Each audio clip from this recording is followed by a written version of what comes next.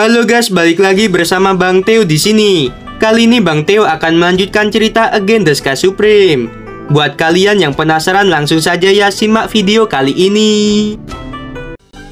Xuan Yuan Haokong mengerutkan kening dan berkata, "Siapa namamu?" Tan Yun berkata dengan jujur, "Nama junior ini adalah Tan Yun." Xuan Yuan Haokong berkata dengan ramah, "Yun kecil, kamu harus memikirkannya kembali. Kamu sangat berbakat. Tidak ada seorang pun yang memiliki kemampuan tantangan lompatan seperti dirimu. Jika kamu mengikuti lelaki tua ini, aku pasti akan membuatmu lebih kuat. Sayang sekali jika kamu hanya ingin berbisnis." Melihat ekspresi pahit Xuan Yuan Haokong, Tan Yun masih tidak mengubah wajahnya dan bersikeras ingin melakukan bisnis. Xuan Yuan Haokong menghela nafas dan berkata dengan kecewa, "Karena kamu telah mengambil keputusan, maka lelaki tua ini tidak bisa memaksa lagi. Yun kecil, jika kamu berubah pikiran di masa depan, kamu dapat pergi ke Gunung Xuan Yuan ketiga dan menemui diriku." Tan Yun merasakan arus hangat di hatinya. Dia mengangguk dan berkata, "Baiklah, junior akan mengingatnya. Jika suatu hari kota abadi Xuan Yuan dalam masalah, junior akan membantu." Xuan Yuan Haokong tersenyum dan berkata, "Ngomong-ngomong, bisnis apa yang kamu rencanakan?" Tan Yun berkata dengan jujur, "Berbisnis pil, formasi, senjata, dan jimat." Xuan Yuan Haokong tertegun sejenak. Dia menggelengkan kepalanya sambil tersenyum. Lalu dia berkata, "Yun kecil, aku khawatir kamu tidak bisa melakukannya."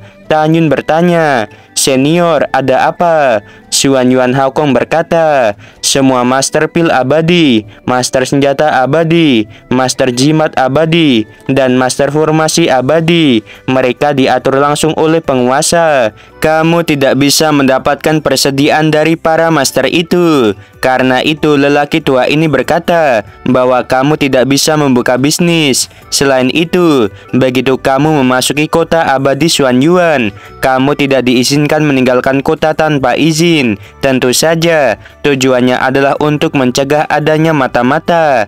Dengan cara ini, bisakah kamu tetap berbisnis? Yun kecil, lelaki tua ini sangat menyukaimu. Dengarkan kata-kataku. Jangan melakukan bisnis apapun. Ikuti saja lelaki tua ini. Hanya dengan menghancurkan para musuh, maka tanah terbengkalai akan menjadi milik kita." Xuan Yuan Haokong berpikir bahwa Tan Yun pasti akan setuju. Tetapi Tan Yun berkata sambil tersenyum, "Terima kasih atas perhatian senior. Junior masih harus berbisnis karena junior tahu sedikit tentang teknik pil, formasi, senjata, dan jimat." Xuan Yuan Haokong menggelengkan kepalanya. Dia tidak menanyakan pencapaian 4 keterampilan Tan Yun karena Tan Yun baru saja naik ke alam abadi. Pada saat ini, sinar perak jatuh dari langit, berubah menjadi seorang jenderal wanita dengan baju besi. Jenderal wanita itu berkata, "Jenderal, bawahan ini memiliki sesuatu yang penting untuk dilaporkan." Xuan Yuan Haokong mengerutkan kening dan berkata, "Bicaralah." Jenderal wanita itu berkata dengan jujur, "Ada jutaan musuh yang berjarak 600 juta Xianli. Sepertinya mereka dari kota abadi Awan Naga. Kota abadi Awan Naga adalah salah satu dari 9 kota besar." Xuan Yuan Haokong berkata dengan sungguh-sungguh, "Ya, aku mengerti. Kamu amati mereka." Setelah jenderal wanita menerima perintah, dia langsung pergi. Xuan Yuan Haokong memandang Tan Yun dan berkata, "Yun kecil, ingat apa yang dikatakan lelaki tua ini. Jika bisnis tidak dapat berjalan, kamu bisa menemui diriku." Setelah Tan Yun menjawab, Xuan Yuan Haokong membalik tangan kanannya dan menyerahkan slip batu giok kepada Tan Yun yang berisi peta. Setelah Tan Yun berterima kasih, Xuan Yuan Haokong membuka gerbang kota. Xuan Yuan Haokong berkata, "Yun kecil, lelaki tua ini masih memiliki sesuatu untuk ditangani. Kamu masuklah ke kota terlebih dahulu." Tan Yun mengangguk dan berkata, "Junior mengingatnya." Xuan Yuan Haokong melambai pada Tan Yun. Setelah itu, Tan Yun memasuki kota abadi Xuan Yuan bersama dengan Cusia. Melangkah ke kota abadi Xuan Yuan, esensi abadi yang kaya tiba-tiba menyelinap ke rongga hidung dan langsung menuju ke jantung. Cusia berkata dengan penuh semangat, "Bos, tempat ini memang surga di tanah terbengkalai. Jika kita berlatih di sini, maka kecepatannya akan berkali-kali lipat daripada kita berada di luar kota." Ketika Cusia Xia menghela nafas dengan emosi. Tanyun membuang muka. Dia melihat pavilion yang megah. Di jalan-jalan penuh dengan bunga-bunga bermekaran. Tidak diragukan lagi, ini memang kota abadi. Di sebuah pavilion di bawah gerbang kota, seorang gadis di ranah hukum abadi tingkat ke-7 berjalan selangkah demi selangkah. Gadis itu mengenakan gaun biru dengan sulaman kata Xuan Yuan di dadanya. Gadis itu datang ke Tanyun dan berkata sambil tersenyum, "Saya Xia Cui, pelayan rumah penguasa kota. Aku akan memperkenalkan kota abadi Xuan Yuan kepada kalian berdua, sehingga kalian bisa mengenal satu sama lain secepat mungkin." Tanyun berkata sambil tersenyum, "Aku Tanyun, benar-benar tidak tahu tentang kota abadi Xuan Yuan, jadi aku mengucapkan terima kasih banyak." Xia Cui berkata, "Pertama, kota abadi Xuan Yuan, meskipun hanya satu kota, tetapi menempati area seluas 50 juta xianli. Kedua, kota abadi Xuan Yuan dibagi menjadi kota luar dan kota dalam. Puncak suci Xuan Yuan, tempat tinggal penguasa kota. Bagian selatan puncak suci Xuan Yuan adalah bagian dalam kota. Bagian utara puncak suci Xuan Yuan adalah kota luar. Tempat kita berdiri adalah kota luar. Orang-orang yang tinggal di kota luar adalah anggota keluarga, teman-teman prajurit dan jenderal, sedangkan para prajurit dan jenderal tinggal di kota dalam. Orang-orang dari kota luar tidak diizinkan memasuki kota dalam tanpa izin, jadi mereka masuk tanpa izin, mereka akan dihancurkan." Mendengarkan hal itu, Tanyun dan Cusia mengangguk. Xiao Cui melanjutkan, "Kalian harus ingat bahwa tanpa pengorbanan berdarah dari para prajurit dan jenderal, tidak akan ada kedamaian di kota luar. Oleh karena itu, kita harus menghormati mereka yang sudah berjuang. Apakah kalian memiliki hal lain untuk ditanyakan atau tidak?" Tanyun mengepalkan tangannya dan berkata, "Senior, bagaimana dengan pembagian kekuatan dan jabatan untuk para prajurit?" Tujuan pertanyaan Tanyun sangat sederhana. Dia ingin mengetahui klasifikasi pasukan. Dengan cara ini, ketika Tanyun berkultivasi di luar kota, jika dia bertemu dengan makhluk abadi dengan latar belakang yang tinggi, dia bisa menahan diri.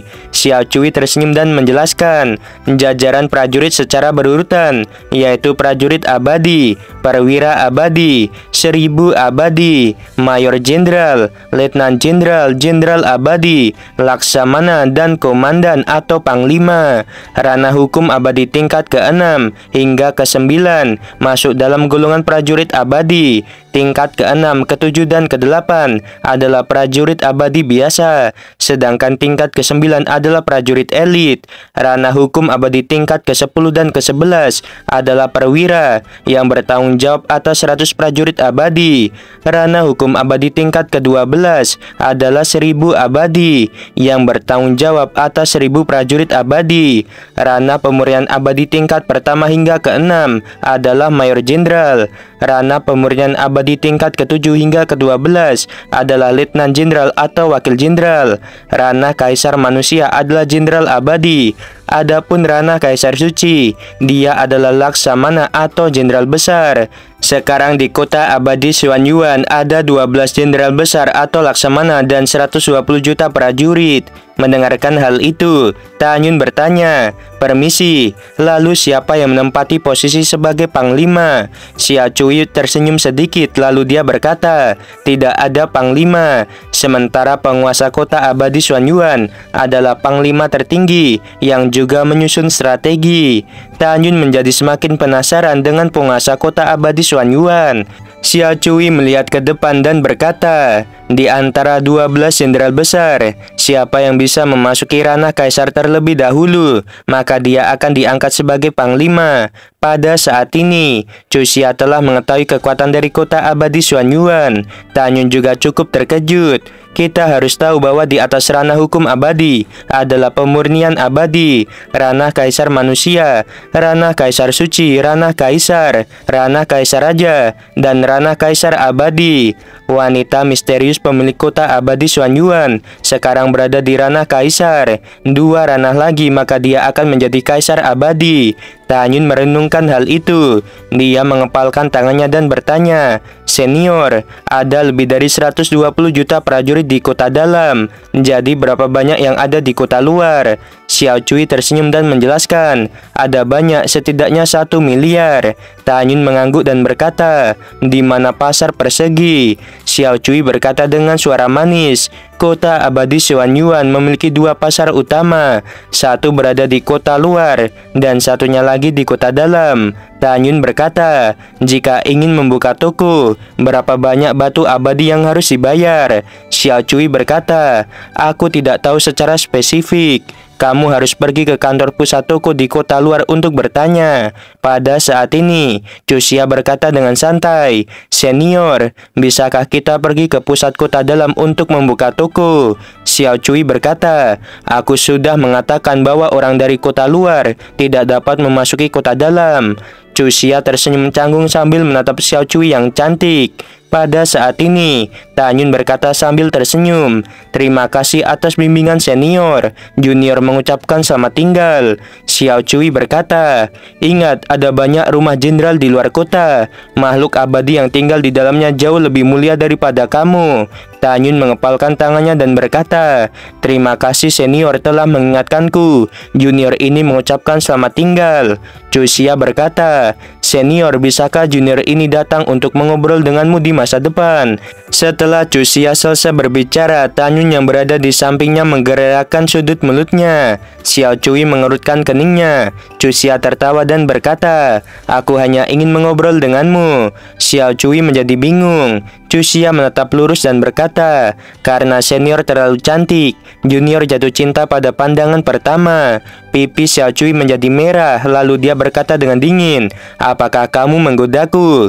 Chuxia sangat ketakutan dan berkata, junior tidak bermaksud seperti itu. Xiao Cui berkata, kali ini aku akan mengampunimu. Lain kali kamu berani berbicara omong kosong, aku akan menghabisimu. Chuxia tersenyum dan sering mengangguk.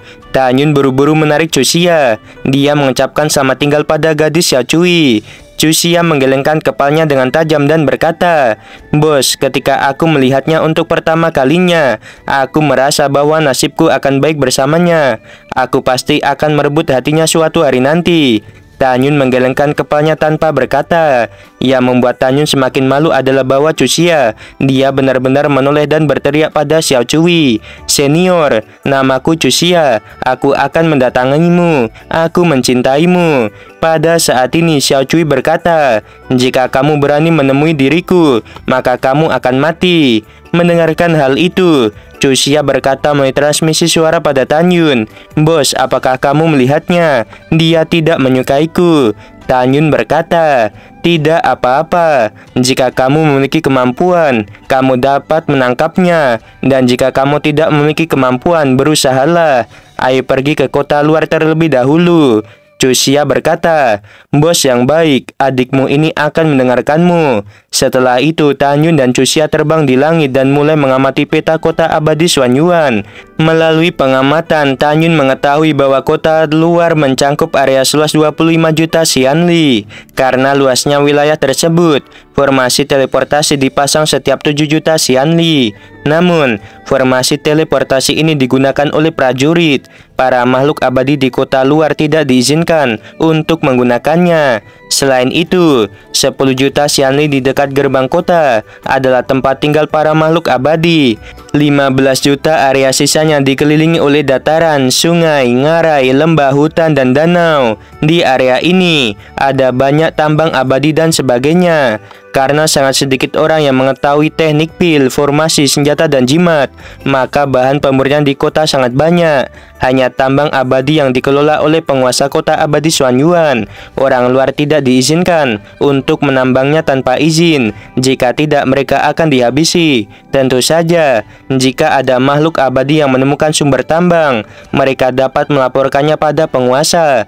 Lalu mereka mendapatkan hadiah. Setelah Tan Yun memiliki pemahaman yang jelas tentang wilayah kota abadi Xuanyuan, ia menemukan bahwa di antara orang-orang yang sedang berjalan di bawah, 1/10 dari mereka berada di alam eklosion, sisanya di ranah hukum abadi. Tanyun tahu bahwa orang-orang di alam eklosion dan ranah hukum abadi, mereka adalah keluarga dari para prajurit. Selain itu, selama penerbangan Tanyun menemukan bahwa ada beberapa rumah besar. Rumah-rumah megah itu adalah rumah-rumah pejabat militer tingkat menengah dan tinggi. Adapun rumah-rumah para jenderal, mereka diizinkan untuk dibangun di pusat kota. Hanya pangkat jenderal abadi yang memenuhi syarat untuk membangun sebuah rumah besar di pusat kota. Chuxia berkata, "Bos, berapa lama kita akan mencapai pusat kota luar?" Tanyun berkata, "Masih berjarak sekitar 8 juta xianli dari gerbang kota. Aku dapat mencapainya dalam 1,5 hari dengan kecepatan terbangku saat ini." Tanyun berhenti tertawa. Dia memegang Chuxia di tangan kirinya dan dengan cepat melintasi pavilion yang megah. Dalam perjalanan, Tanyun masuk ke dalam meditasi dan datang ke jantung Hongmeng. Tanyun memberitahu 7 istri dan semua orang tentang pengalaman memasuki kota abadi Xuanyuan dan segala sesuatu tentang kota abadi Xuanyuan. Suizian tersenyum dan berkata, "Dengan cara ini, kita bisa mendapatkan banyak batu abadi untuk membeli sumber daya kultivasi." Semua orang juga mengangguk setuju. Tanyun berkata sambil tersenyum, "Setelah kita membuka toko, kita akan membagi tenaga kerja dan bekerja sama. Beberapa akan mencari bahan pemurnian senjata, pil, jimat, dan formasi. Lalu beberapa akan bertanggung jawab untuk merawat toko, dan aku sementara akan bertanggung jawab untuk memurnikan bahan." Shen Shubing tampak khawatir dan berkata, "Suamiku, jika suatu hari ada yang mengetahui bahwa kamu telah membawa kami masuk ke dalam kota abadi Xuanyuan secara diam-diam, apakah kamu akan membuat marah para pejabat tinggi?" Tanyun berkata sambil tersenyum, "Jangan khawatir, kita bukan mata-mata. Apa yang harus ditakutkan?" Shen Shubing berkata dengan lembut, "Ya, itu benar. Aku terlalu memikirkannya." Tanyun berkata, "Baiklah, setelah aku menemukan toko, aku akan membiarkan kalian untuk keluar dan menikmati keindahan kota abadi Xuanyuan." Setelah Tanyun tertawa, dia menarik diri dari meditasi dan terus terbang bersama Chuxia. Keesokan harinya, alun-alun kota luar menempati 1 juta xianli. Ada banyak toko, restoran, dan bangunan megah lainnya. Di jalan-jalan, makhluk abadi berjalan ke sana kemari. Ada yang nongkrong, ada juga yang mencari apa yang mereka butuhkan. Di pusat kota luar, sebuah istana yang menjulang tinggi dengan ketinggian 6.000 kaki berdiri di atas tanah. Ya, itu adalah kantor pusat para toko. Alasan mengapa kantor pusat toko memiliki kekuatan untuk menyewa semua toko yang ada di kota luar itu karena kepala kantor pusat toko adalah pelayan dari istana penguasa kota Xuanyuan. Pada saat ini, 2 pria muda yang agak tampan memasuki kantor pusat toko. Keduanya secara alami adalah Tanyun dan Chuxia. Seorang pria muda yang mengenakan pakaian petugas kantor pusat toko menyapa Tanyun dan Chuxia. Tanyun melihat sekilas bahwa pihak lain di ranah hukum abadi tingkat ke-9. Kemudian Tanyun dengan sopan berkata, "Halo senior, aku ingin tahu apakah ada toko yang bisa disewakan." Wang Yuan tersenyum dan berkata, "Kamu datang pada waktu yang tepat. Sebuah toko baru saja mengundurkan diri kemarin. Toko itu dibagi menjadi 6 lantai. Lantai atas bisa dihuni dan 5 lantai bawah untuk membuka bisnis. Namun, lokasinya tidak terlalu bagus. Kekurangan lokasi tidak mempengaruhi bisnismu. Lagi pula, hampir semua pelanggan adalah makhluk abadi. Mereka dapat menemukan tokomu melalui kesadaran abadi mereka. Selain itu, jika kamu ingin menyewa, kamu harus memutuskan sesegera mungkin. Jika tidak, akan ada orang lain yang mengambilnya." Tanyun berkata, "Ya, aku mau mengambilnya. Mari kita bicarakan soal biaya sewa." Wang Yuan berkata dengan jujur, "Kontraknya untuk 1 tahun abadi atau setara dengan 100 tahun di alam fana. Sewanya yaitu 1 juta batu abadi tingkat rendah." Chuxia yang berada di samping Tanyun melebarkan matanya. Tan Yun juga mengerutkan kening. 1.000.000 batu abadi tingkat rendah baginya sekarang tidak diragukan lagi, merupakan angka yang sangat besar. Wang Yuan berkata lagi, jika kamu membayarnya setiap tahun, harganya 1.000.000 batu abadi tingkat rendah. Jika kamu membayar bulanan, maka 120.000 batu abadi tingkat rendah. Selain itu, begitu kontrak ditandatangani bisa dibatalkan, tetapi harus disetujui oleh kantor pusat toko kami.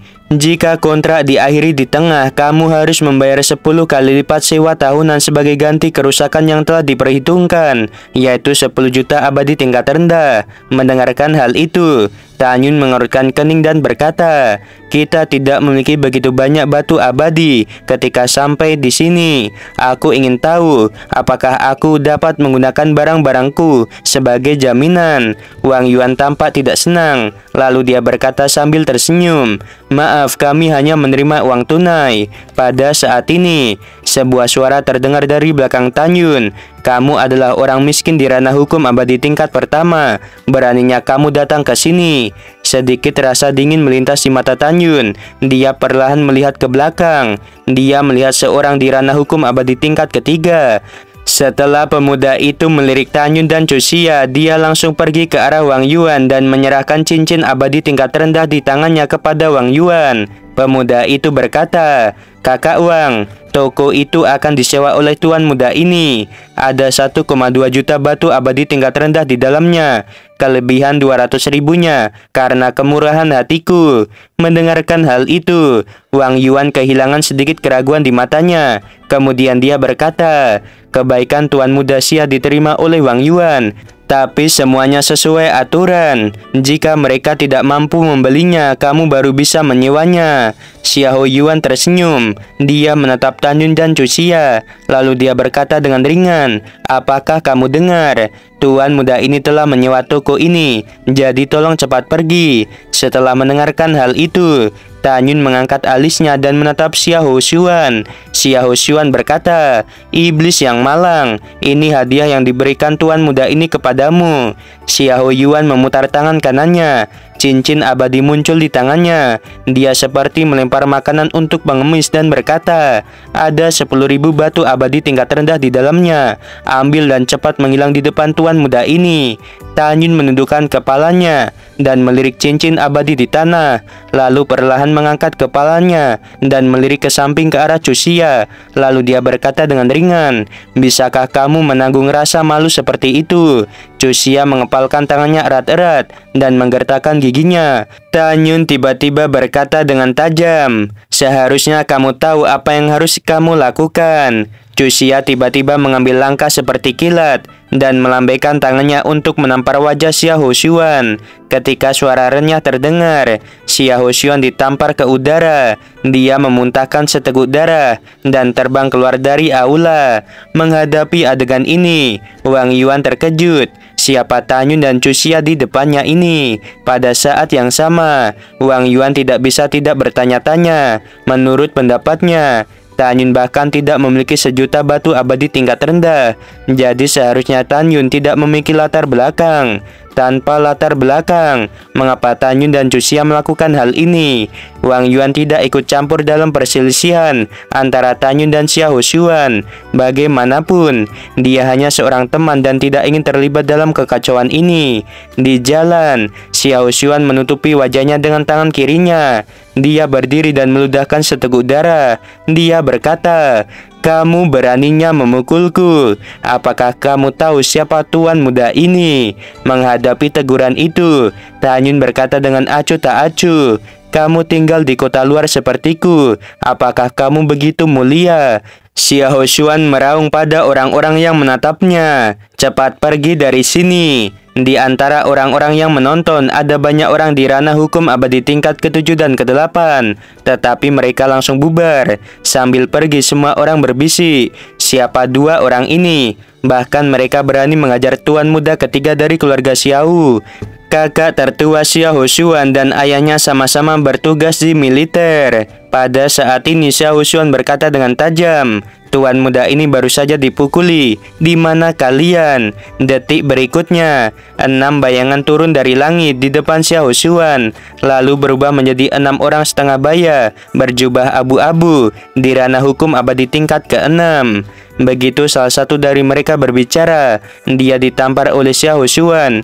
Dari mana saja kalian ini? Sampai tuan muda ini dipukuli. Keenamnya segera berlutut.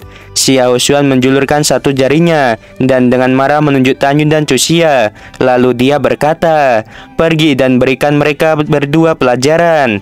Ketika 6 penjaga hendak bergegas ke kantor pusat toko, seorang lelaki tua berambut putih muncul dari udara tipis. Wang Yuan buru-buru membungkuk pada lelaki tua itu. Nama lelaki tua itu adalah Zhang Xian. Dia adalah manajer kantor pusat toko. Zhang Xian mengangguk lalu melirik Tanyun dan Cusia. Matanya tertuju pada Cusia dan berkata dengan acuh tak acuh, "Anak muda, kantor pusat toko bukanlah tempat bagimu untuk menyelesaikan keluhan. Kalian berdua membuat banyak keributan di kantor pusatku, terutama jika kalian berkelahi. Itu berarti tidak menghormati kantor pusatku. Apakah kalian berdua pergi sendiri atau orang tua ini yang mengusir kalian?" Begitu kata-kata itu terdengar, aura kuat terpancar dari tubuh Zhang Xian yang menutupi Tanyun dan Cusia. Kulit Cusia berubah drastis, butiran keringat muncul di dahinya. Dia merasa seperti sedang membawa gunung di punggungnya. Tulangnya berderit, seolah-olah akan patah kapan saja. Tanyun berkata, "Orang ini layak menjadi ahli di ranah pemurnian abadi tingkat pertama. Dia sangat kuat." Tubuh Tanyun bergetar. Dia membungkuk kepada Zhang Xian tanpa mengubah wajahnya. Lalu dia berkata, "Tuan Zhang, tenanglah. Junior tidak berniat menyinggungmu. Kita akan keluar sendiri." Tanyun mengambil langkah ke samping, memegang Cusia yang gemetar dan tidak bisa bergerak di tangan kirinya. Lalu Tanyun melangkah keluar dari kantor pusat toko. Zhang Xian bergumam, "Anak ini tidak sederhana." Zhang Xian memandang Tanyun, matanya yang keruh menunjukkan keterkejutan dan persetujuan yang tidak tertuliskan. Aura yang Zhang Xian berikan sudah cukup dengan mudah untuk menghancurkan seseorang di ranah hukum abadi tingkat ketiga. Tapi apa yang tidak pernah dia duga adalah bahwa Tanyun yang berada di ranah hukum abadi tingkat pertama justru membawa Cusia yang berada di ranah hukum abadi tingkat keempat. Dengan keterkejutan yang tidak terkendali, Zhang Xian melihat ke samping ke arah Wang Yuan dan bertanya, dari mana asal anak lelaki di ranah hukum abadi tingkat pertama ini? Juga, bagaimana dia bertentangan dengan tuan muda ketiga dari keluarga Xiao? Sambil mendengarkan narasi Wang Yuan, Zhang Xian melihat keluar aula dengan penuh minat. Setelah Tanyun melangkah keluar dari aula, dia meletakkan Cusia di tanah. Cusia menghirup udara segar dalam-dalam dan berkata, "Bos, kekuatan orang tua itu benar-benar terlalu kuat." 6 penjaga keluarga Xiao menatap Tanyun dengan mata tajam. Setelah satu dari mereka dengan marah menunjuk Tanyun dan Cusia, Xiao Xuan berkata, "Cepat patahkan tangan mereka untukku." 6 penjaga bergegas menuju Tanyun. Tiba-tiba sosok Tanyun berkedip dengan kecepatan tinggi, disertai dengan 6 suara keras. 6 penjaga yang bergegas menuju Tanyun terkapar. 6 penjaga memuntahkan darah. Wajah mereka pucat dan berteriak ngeri. Xiao Xuan naik ke udara dan ingin melarikan diri. Tanyun melesat menembus kehampaan. Tangan kanannya memegang pergelangan kaki Xiao Xuan. Xiao Xuan ketakutan dan berkata, "Apa yang ingin kamu lakukan?" Tanyun berkata dengan acuh tak acuh, "Tentu saja memberimu pelajaran." Xiao Xuan berkata, "Aku adalah tuan muda ketiga dari keluarga Xiao. Beraninya kamu?" Tanyun menukik dari langit. Dia mengaitkan Xiao Xuan dengan tangan kanannya dan membantingnya di tanah. Oke guys, sebelum video berakhir, Mimin mau bilang sungguh membagongkan. Terima kasih.